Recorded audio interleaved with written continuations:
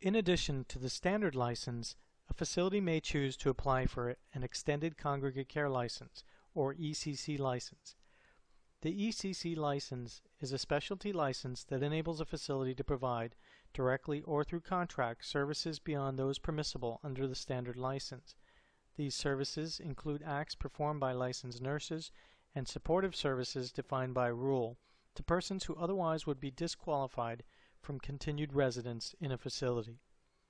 The primary purpose of ECC services is to allow residents, as they become more impaired, the option of remaining in a familiar setting from which they would otherwise be disqualified for continued residency.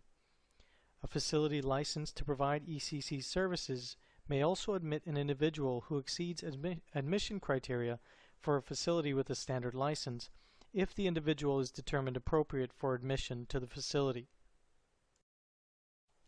In order for ECC services to be provided in an ALF,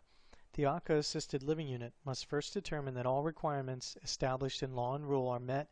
and must specifically designate on the facility's license that such services may be provided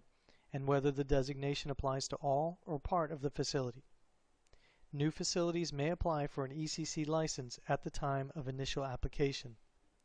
Existing facilities qualifying to provide ECC services must have maintained a standard license and may not have been subject to administrative sanctions during the previous 2 years or since initial licensing. Disqualifying administrative sanctions include the following: a Class 1 or Class 2 violation, 3 or more repeat or recurring Class 3 violations of identical or similar resident care standards from which a pattern of non-compliance is found by the agency, 3 or more Class 3 violations that were not corrected in accordance with the corrective action plan approved by the agency,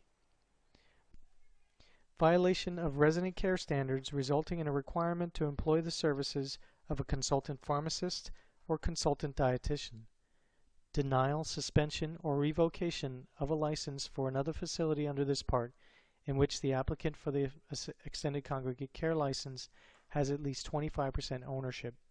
or the imposition of a moratorium on admissions or initiation of injunctive proceedings.